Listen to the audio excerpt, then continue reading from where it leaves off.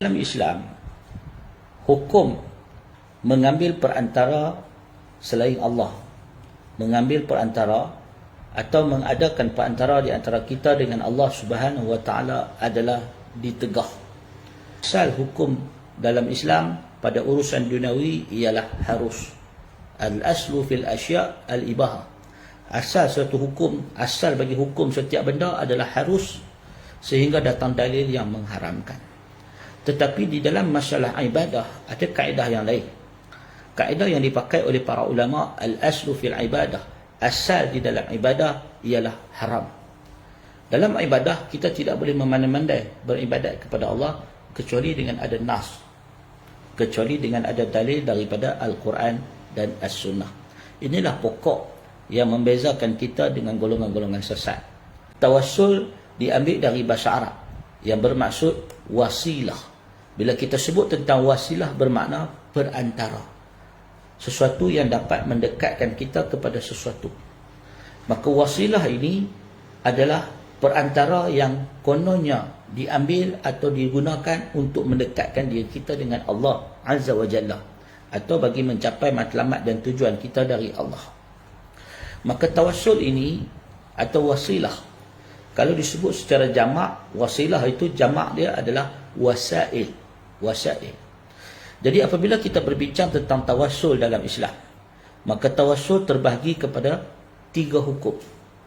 Yang pertama, tawassul yang disebut sebagai tawassul yang masyru', yang disyariatkan.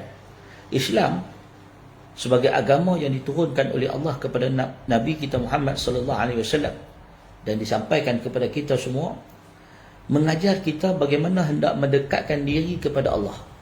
Dan cara mendekatkan diri kepada Allah tidak lain tidak bukan ialah dengan imtisali awamirillah, mematuhi setiap perintah Allah dan menjauhi larangannya. Itulah cara mendekatkan diri kepada Allah yang sebenar-benarnya. Kemudian apabila berbincang tentang tawassul, di sana ada rukhsah dari Allah. Allah memberikan peluang kepada hamba-hambanya bagaimana nak mendekatkan diri kepada Allah dengan cara yang mudah. Antaranya ialah dengan menjadikan perantara sesuatu yang diredai oleh Allah untuk mendekatkan diri kepadanya, seperti mendekatkan diri kepada Allah dengan menggunakan amalan saleh yang kita buat. Maka itu termasuk tawassul yang masyru'. Sebagaimana disebut di dalam hadis, ada 3 golongan yang tersesat di dalam, 3 orang yang tersesat di dalam sebuah gua yang tertutup dengan batu, dan masing-masing berdoa supaya dilepaskan diri dari gua yang menutupi mereka itu dengan batu besar, menggunakan amalan-amalan saleh yang mereka pernah buat. Kita disuruh untuk berdoa kepada Allah bagi mencapai hajat kita dengan memohon melalui nama-nama Allah, menyeru Allah dengan nama-namanya yang mulia. Jadi itu adalah termasuk tawassul yang masyru', yang disunahkan kepada kita. Manakala tawassul ini ada 3 hukum. Yang pertama adalah yang masyru', yang disyariatkan untuk kita memohon atau mendekatkan diri kepada Allah dengannya, dengan amalan saleh, mendekatkan diri kepada Allah dengan nama-nama Allah, mendekatkan diri kepada Allah dengan berselawat ke atas Nabi, mendekatkan diri kepada Allah dengan berbakti kepada agama dan sebagainya. Manakala tawassul yang kedua, usaha mengambil perantara atau mendekatkan diri kepada Allah dengan menggunakan sesuatu yang disebut sebagai tawassul bid'ah. Walaupun hukumnya tidaklah haram, tetapi ulama mengatakan ianya adalah tawassul dari sudut yang makruh, yang dibenci, iaitu mendekat asal ajaran Islam tidak memakai perantara. Berbeza Islam dengan Kristian yang ada padri. Islam mengajar umatnya untuk berdoa secara langsung kepada Allah, tidak perlu perantara.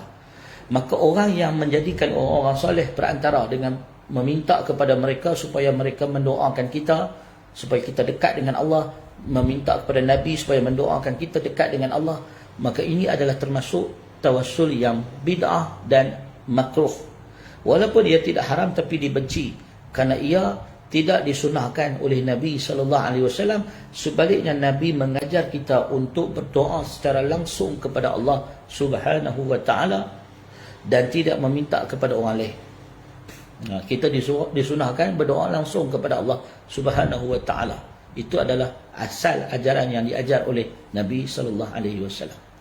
Namun kita boleh, tidak ada larangan secara haram, kita minta ulama-ulama, orang-orang soleh, orang-orang yang baik-baik, yang dikenal makbul doanya, untuk mendoakan kita supaya hajat kita tercapai. Maka ia tidak bersalah dan tidak berdosa selagi mana orang itu masih hidup dan masih berkemampuan mendoakan kita sebagai hamba-hamba Allah yang dimuliakan.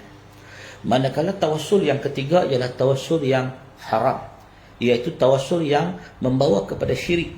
Apabila kita meminta kepada kubur, meminta kepada pokok, batu, atau meminta kepada orang yang sudah mati, yang tidak mampu menyelamatkan dirinya sendiri, orang yang sudah mati, yang tidak ada lagi amalan saleh, orang-orang yang sudah kembali bertemu Allah, kita meminta tawassul kepada roh-roh wali-wali, atau pergi ke kubur para wali, para anbiya, berdoa kepada kubur-kubur mereka supaya mereka menyelamatkan kita, memberikan syafaat kepada kita, maka ini adalah termasuk haram dan syirik kepada Allah Subhanahu wa taala.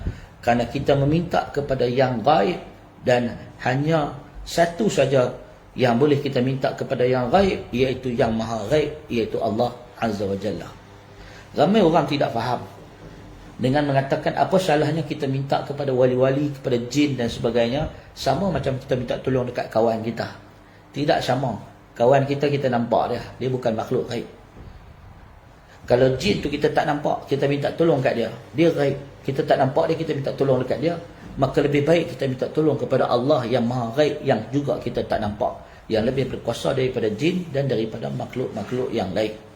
Jadi sahabat-sahabat yang dikasihi sekalian, maka kita disunahkan dan diperintahkan oleh Allah untuk tidak meminta perlindungan melainkan kepada Allah, sebagaimana yang disebut di dalam surah Al-Fatihah yang kita ulang setiap hari sebanyak 17 kali minimum.